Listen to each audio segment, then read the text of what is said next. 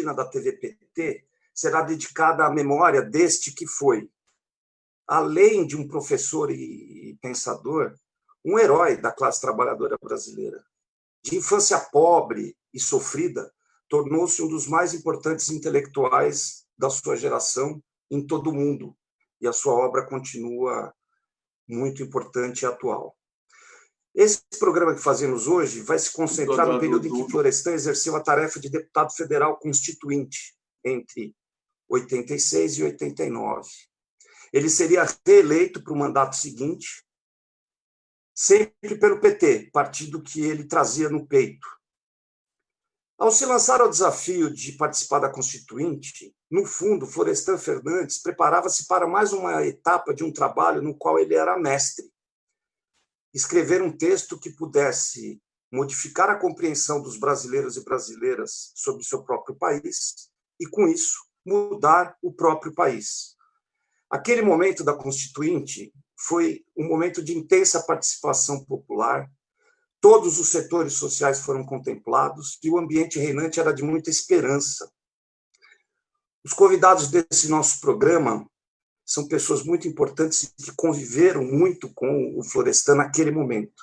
Clara Ante, que vai falar da sua experiência como deputada estadual constituinte e as trocas que ela fazia com o Florestan naquele período. O jornalista Florestan Fernandes Júnior e suas memórias a respeito do pai. E o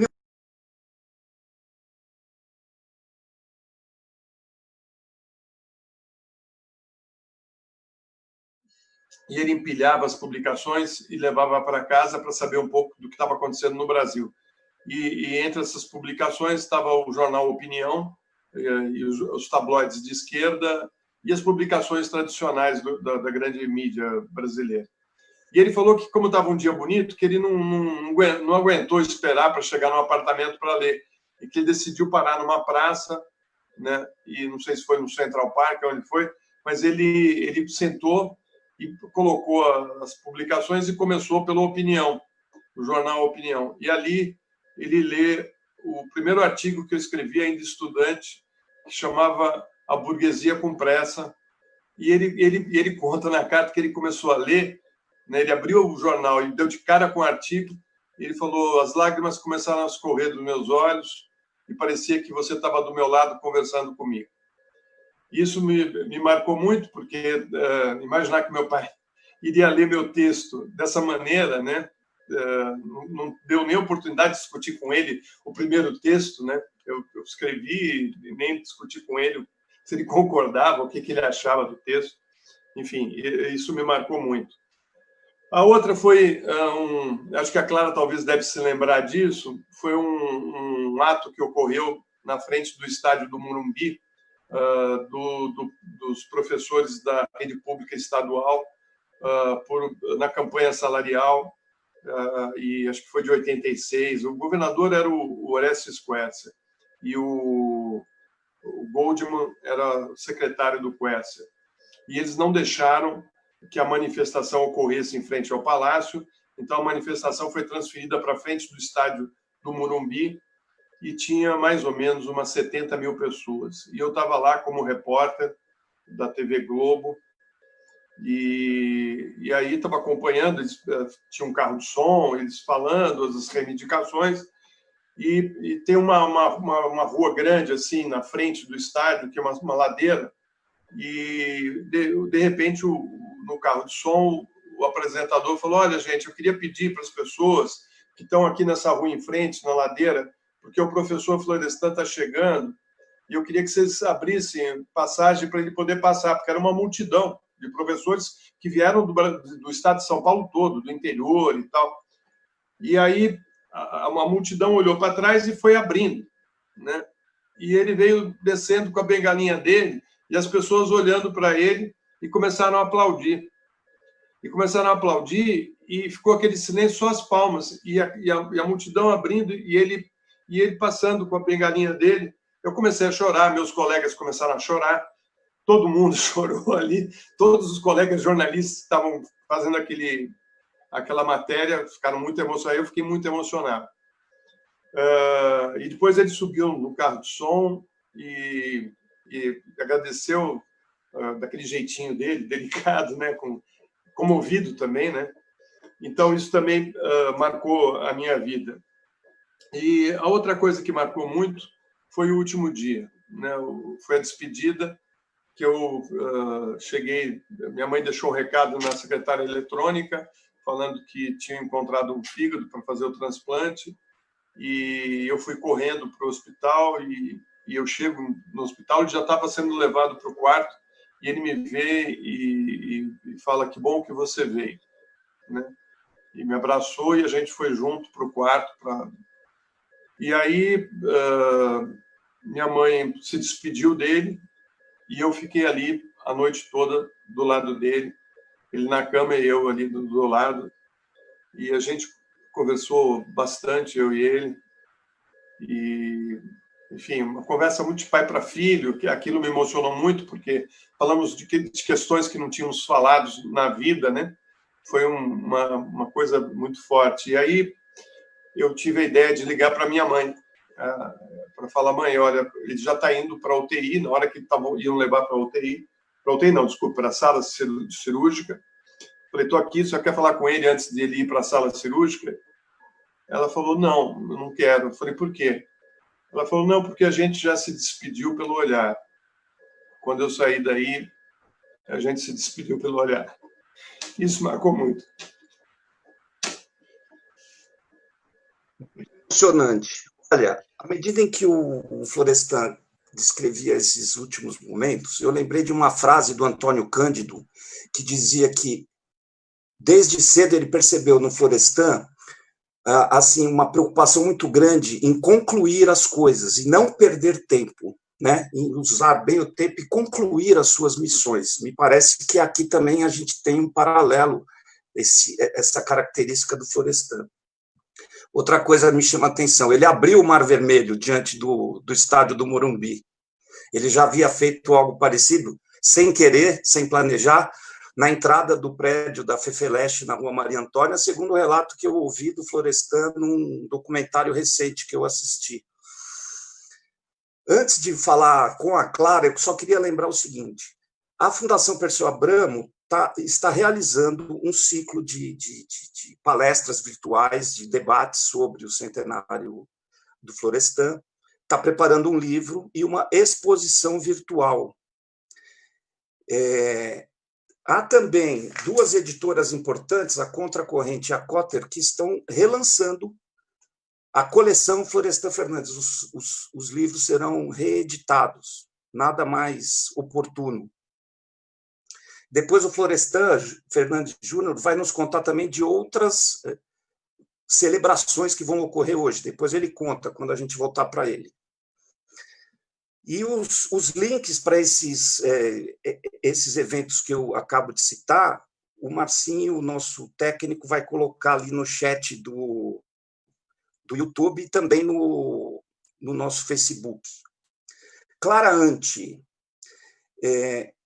a elaboração das constituintes, das constituições, as constituintes ocorriam naquele mesmo período nos estados e também em nível federal.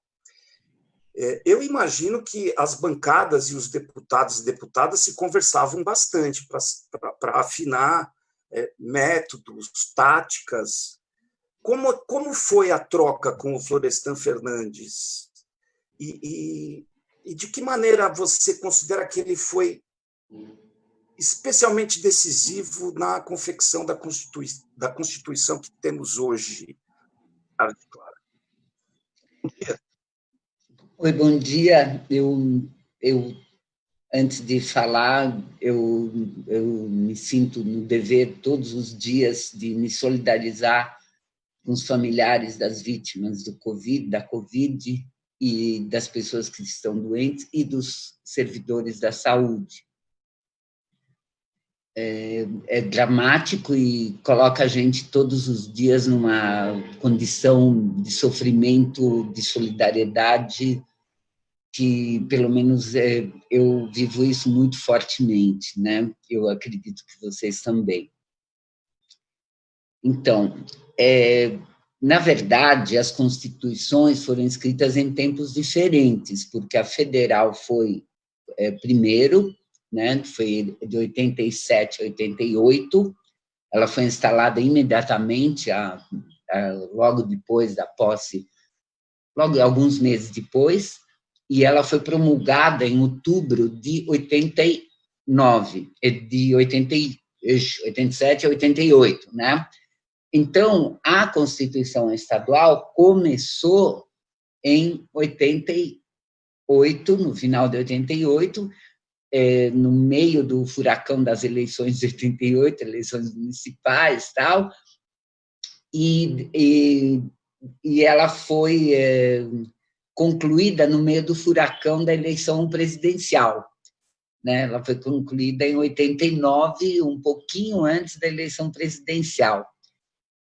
Então, assim, na elaboração cotidiana dos federais, não tinha muito contato com a gente, com os estaduais, né? Porque eles estavam no ritmo. Nós tínhamos um projeto que o Fábio Conder Comparato fez um esboço grande, importante, e o PT se apoiou nesse esboço.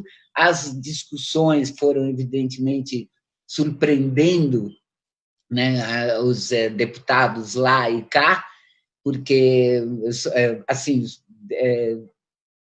lá, por exemplo, começou quando o Genuíno pediu para não constar que a Constituição começa sob a proteção de Deus. Então, já começou o grande debate mais conceitual, tudo, né?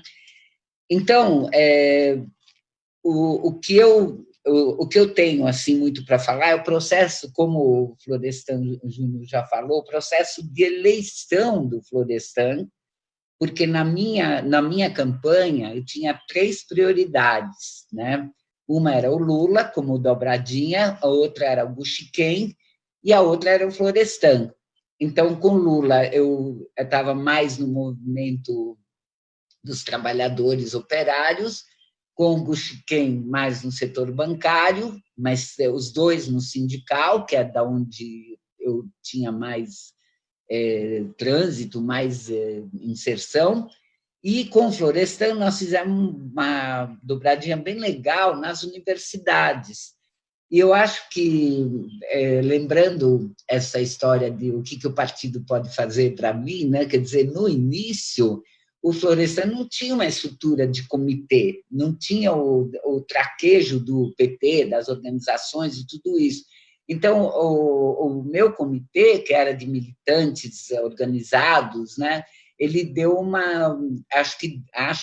que deu um suporte importante para deslanchar, porque depois que deslanchar, é o que já foi dito, né? Quer dizer, ele pegou assim, foi um tipo rastilho de pólvora, né? Quer dizer, foi sendo abraçado por muitos e muitos e muitos estudantes, muitos e muitos e muitos professores, além de outras pessoas interessadas, intelectuais da sociedade. Então, a minha proximidade maior se deu nesse processo, né? E eu, obviamente, não há como discutir que a participação maior dele na Constituição Federal foi a educação, né? Foi na área da educação, e eu sei que, do ponto de vista conceitual e dos conteúdos, o Florestan era realmente o pilar de referência para a bancada. Do ponto de vista de tratar com a direita, com o centrão, com quem quer que fosse, realmente ele não estava nem afim, nem tinha paciência e não tinha talento para isso. Então, foi um processo em que acho que ele teve uma experiência que ele nunca tinha tido, a experiência dele de caracterizar a direita, tal, é muito clara, mas de estar junto, ele não tinha tido e não se deu muito bem. Então, o Gumersindo passou a ser o articulador junto às outras forças, né? Acho que é interessante registrar isso, né? Que a saia justa que qualquer um de nós enfrenta quando está diante de uma situação desconhecida. E eu quero aproveitar o gancho para colocar uma coisa que me impressiona muito, né, no Florestan, que é exatamente a diversidade que ele domina e que tem a ver com a trajetória de diversidade da vida dele. Quer dizer, quem começou como ele começou, quem tinha a relação dele com a mãe, é uma coisa me lembra muito a relação do Lula com a mãe, né? Uma relação muito forte, a mãe muito forte, que não suportava nenhuma humilhação, né? Então, é uma coisa importante. Depois eu não sabia, e eu vi que ele fez um estudo da vida no Bom Retiro. E eu morei 10 anos no Bom Retiro. E eu vim para cá, eu sou imigrante, né? Eu nasci na Bolívia, cheguei aqui com 10 anos de idade e fui morar no Bom Retiro. E é impressionante como o que ele captou com um trabalho, né, Florestan, uma pesquisa que ele fez, tal, é impressionante como tem tudo a ver com o Bom Retiro até hoje, né? Que as ondas de imigrantes ali vão se alternando e permanentemente tem essa diversidade que obriga, né, para você se relacionar com as pessoas, obriga você a ter um ponto em comum. E o ponto em comum é o português e o Brasil, né? Então, eu acho muito legal essa questão, né, como ele lida com a diversidade, como ele mostra para a gente a diversidade. Eu penso que não dá para ter uma experiência forte de intelectual se não tiver um mínimo contato. E ele teve contato com tudo que você pode imaginar, né? Quer dizer, mas você imagina o Florestan garçom, você imagina o Florestan vendendo, você imagina o Florestan em todas essas situações de vida, e que eu acho que deram para ele a primeira enciclopédia, né? Da infância até a adolescência, ele teve essa enciclopédia, que foi estar em contato com a diversidade, estar em contato com a pobreza, estar em contato com a riqueza, estar em contato com tudo que depois veio aflorar na obra dele como uma produção de um intelectual. Então, acho super importante realçar isso, né? E as outras coisas eu falo depois.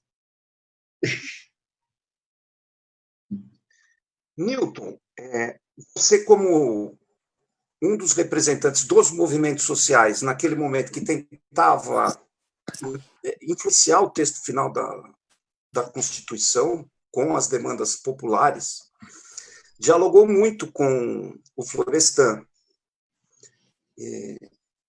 E aí eu pego o gancho deixado pela Clara, o trabalho dele de diálogo, inclusive com outras forças. Eu lembro também uma declaração do Florestan Fernandes Júnior, dizendo que ele construiu relações duradouras com parlamentares conservadores naquele período, né? Como ele fazia esse diálogo? E eu acho até que é um exemplo importante para os dias de hoje. Se fala muito em diálogo, desde a necessidade até, alguns dizem, da impossibilidade. Como construir o diálogo, tendo, a exemplo do que fez o Florestan, tendo sempre as questões éticas mantidas como pilares essenciais. Você conviveu com ele, queria que você contasse um pouco essa missão que ele executou lá no Congresso. Vamos lá. Eu primeiro agradecer muito a vocês, a TV PT, pela oportunidade extraordinária. É um privilégio poder estar aqui, revendo o Florestan Fernandes Júnior, a Clarante, conhecendo você e o seu trabalho, e dizendo que eu não posso deixar de dizer que estou emocionado. O Florestan é tão singular, tão importante na história da defesa da educação nesse país, que essa noite madrugada aconteceu uma votação tão importante na Câmara dos Deputados, em primeiro turno. Nós aprovamos o Fundeb, a permanência do Fundeb para o resto da vida, esperamos nós, porque é uma PEC importante, a PEC 1515, e contou com o apoio decisivo da bancada de deputados federais, nossos colegas do PT da Câmara, com o núcleo de educação do PT fazendo um trabalho extraordinário, como sempre fazem.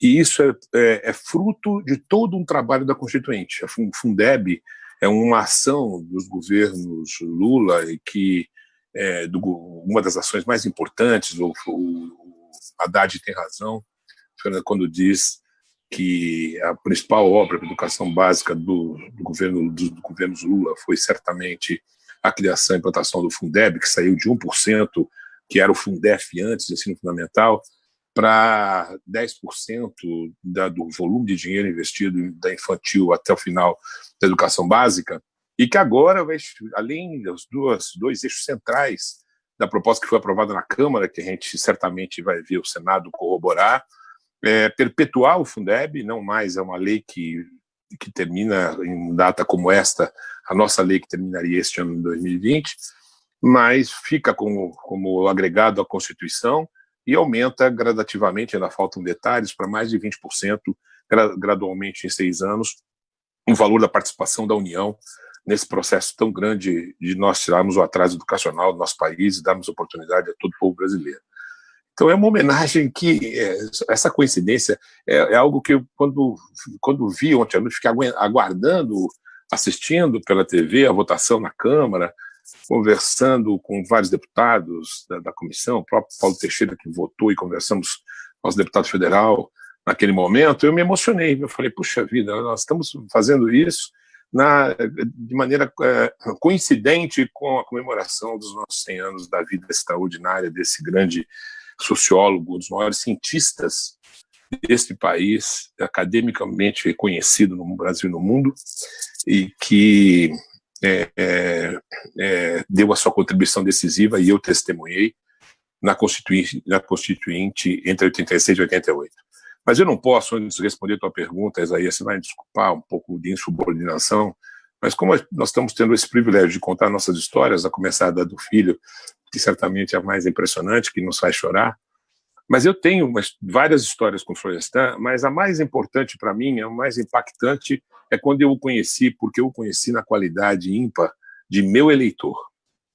Meu eleitor a presidente da Andes. Foi uma disputa muito acirrada em 86, e o Florestan, filiado à DUSP, votou em mim e, para a inveja de todos vocês, estava na minha posse de presidente da Andes, na PUC de São Paulo, e fez um discurso na minha posse e, portanto, nessa campanha presidente da Andes, entidade sindical, que depois era a Andes, depois se transformou em Oandes com a Constituição de 88, e ele também teve um papel central nesse trabalho de consolidação do direito de sindicalização dos funcionários públicos, mas estava ele lá, naquele anfiteatro famoso do quinto andar da PUC de São Paulo, tinha participado da campanha e participou da minha posse. É o momento mais, eu fico emocionado, porque a partir dali eu começo a minha atividade como presidente da Andes, exatamente com toda a diretoria e todo o movimento no Brasil todo, para que pudéssemos avançar no capítulo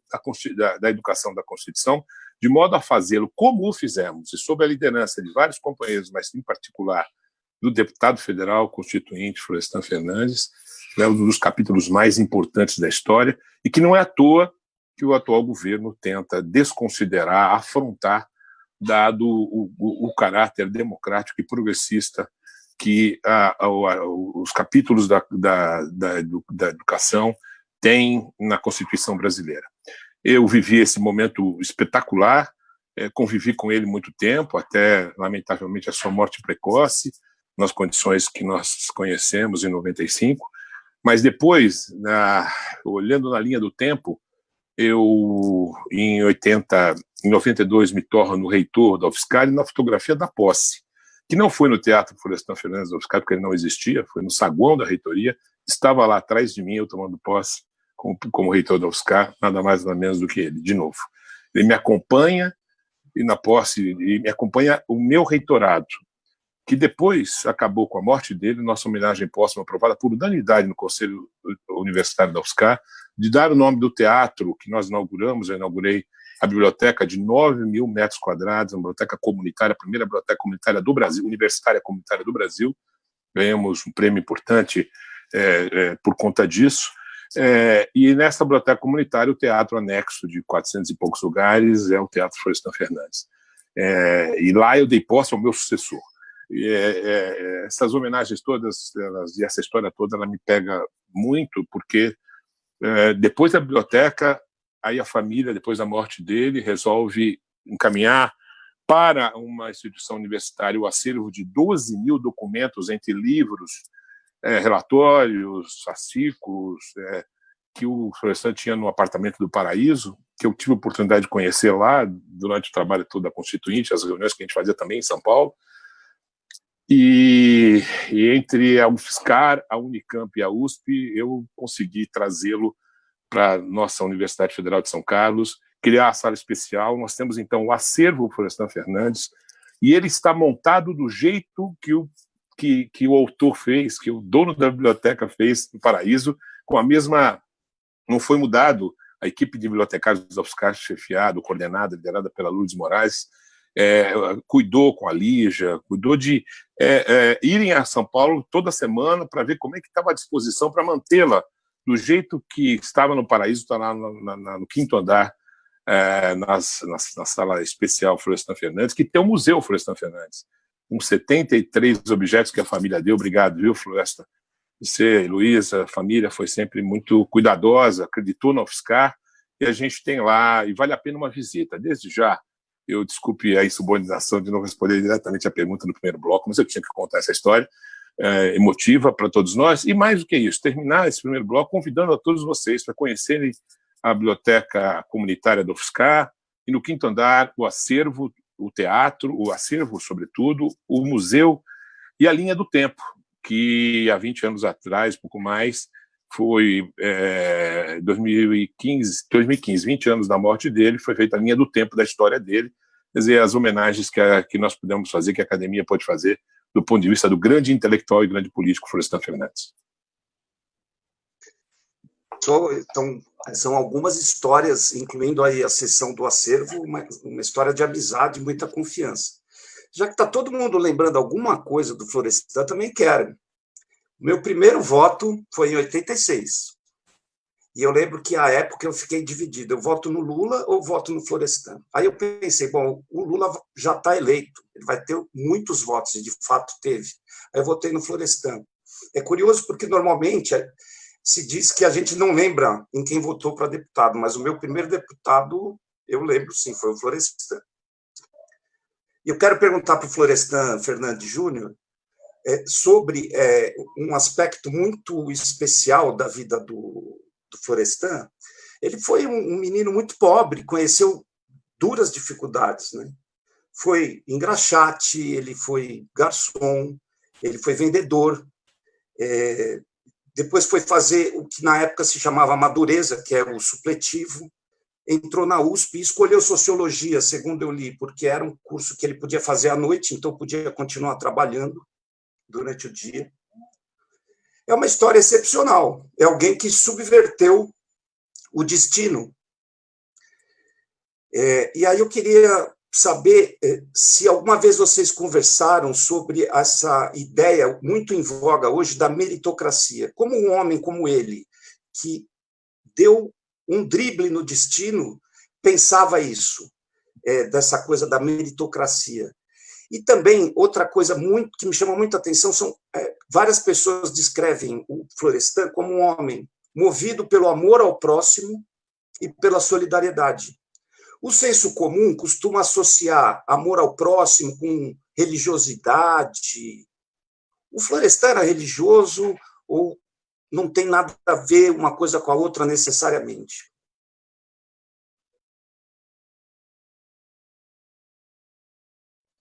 O fone. Aí, agora foi? Foi. O Newton está encontrando um jeito aí de acertar o celular dele, né, Newton? Vamos ver se ele consegue aí. Vai conseguir. Bom, só queria lembrar que na biblioteca lá da UFSCar tem, inclusive, toda a escrivaninha, as máquinas de escrever, a roupa que ele utilizou, né, aquelas roupas ele ganhou o professor honoris causa da Universidade de Coimbra. Quando a Universidade de Coimbra fez 700 anos, ele recebe o título de doutor honoris causa da universidade, um título que foi proposto pelo Boaventura Souza, né? E ali, nesse acervo do meu pai, tem também um quadro, um autorretrato do meu pai, feito pelo Bernardino, que era um modernista, um grande artista, um grande pintor. Então, também as fichas, né, que ele fichava os livros em vários idiomas, e todos os livros que estão ali, quase todos, estão com comentários de canto de página que ele fazia ao ler o livro. Então, é muito interessante para saber como ele pensou cada livro que ele leu. Então, vale muito a pena ir ver a biblioteca, ver esse acervo. Inclusive, uma coisa que me chamou muita atenção é que, no meio dos teóricos do marxismo, né, Lenin, Marx, ele colocou um livro de botânica, ou seja, ele colocou flores no meio dos teóricos marxistas. E é muito assim, é simbólico aquilo, né? Mas foi preservado do jeito que ele estava no escritório dele. Os livros foram dispostos do mesmo jeito que ele tinha colocado. Bom, sobre a meritocracia, lógico que meu pai tinha uma postura radicalmente contrária, inclusive, com toda a dificuldade dele como professor, ele tinha 6 filhos, com toda a dificuldade financeira, porque como professor os recursos eram poucos, ele tinha que ficar escrevendo, ele escrevia para 2 jornais para poder fazer o orçamento dele, que era a Folha de São Paulo e o Estadão. Naquela época era permitido escrever em 2 dos grandes jornais de São Paulo. E era onde ele conseguia também ganhar o dinheirinho dele, e também vendendo, às vezes, alguns livros raros que ele tinha, na dificuldade ele vendia. Ele não colocou nenhum filho dele em escola pública. Nenhum dos 6. Porque ele achava que ele estaria tirando a vaga de uma criança pobre se fizesse isso. Então, ele achava que, se ele tinha condições de pagar uma escola privada, que ele não deveria tirar a vaga das famílias pobres, né? Quer dizer, é um princípio, né? Você fala, bom, mas ele sozinho não vai mudar. Não vai, mas é um princípio, né? Já que não tem para todos, então que essas vagas fiquem para quem realmente necessita e não tem condições. Isso acho que já indica muito como é que ele encarava essa questão, né? E também a questão da remuneração dos professores, né? Ele batalhou muito não só pela escola pública e gratuita, mas também para o reconhecimento dos professores em sala de aula, né, com o aumento das suas remunerações. Ele falava assim, olha, aqueles que cuidam dos nossos filhos, né, aqueles que ensinam os nossos filhos, né, recebem um salário de miséria. Né? Que sociedade é essa, né, que faz isso? Sobre a religiosidade, eu acho que ele era ateu, né? Ele não acreditava, mas nunca se opôs, nunca foi um problema para ele, né? A minha mãe era católica, a minha avó, a mãe dele também, e ele casou na igreja e batizou os filhos, né? Mas meio também para atender a demanda das mulheres da família que eram religiosas, e enfim, mas ele nunca obrigou um filho a seguir. Ele era muito aberto com isso, cada um fazia o que queria, né? Então, nesse sentido, acho que não. A questão da infância dele, né, que a Clara citou aqui, e que vai marcar também a vida dele, é que ele nasce numa casa de uma família. Minha avó era uma portuguesa camponesa que casa com um filho de um português, fica viúva por conta da gripe espanhola, e ela casou contra a vontade dela, mas fica viúva e não volta para a fazenda onde eles trabalhavam, porque eles vieram para cá para substituir a mão de obra negra, né? Quer dizer, acaba a escravidão, eles começam então a trazer os europeus, e ela veio nessa leva de famílias que saíram de Portugal da fome e vieram para cá e foram assim, eram quase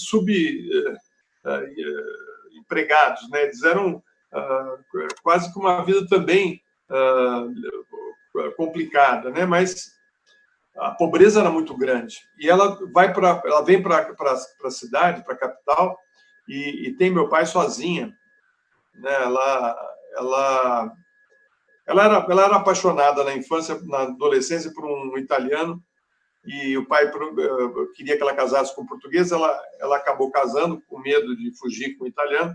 E quando ela vem para São Paulo, ela vai trabalhar numa casa provavelmente orientada por esse italiano, onde o irmão desse italiano era motorista. E depois, só no fim da vida, que ela conta essa história, pouco antes dela falecer, ela conta para minha mãe que ela teve um affair, um caso com esse jovem, irmão do outro, e que engravidou, mas não contou para ele. Saiu da casa e foi trabalhar em outro lugar e teve o filho sozinha, sem contar para o irmão do italiano que ela gostava, né? E daí minha mãe descobriu o nome dele, descobriu o endereço e o telefone e entregou para o meu pai. Falou: olha, aqui está o nome do seu pai, o endereço dele. E meu pai disse para ela, falou assim: olha, eu não tenho pai, isso não é uma coisa que... Né? E só que quando ele faleceu, dentro da carteira dele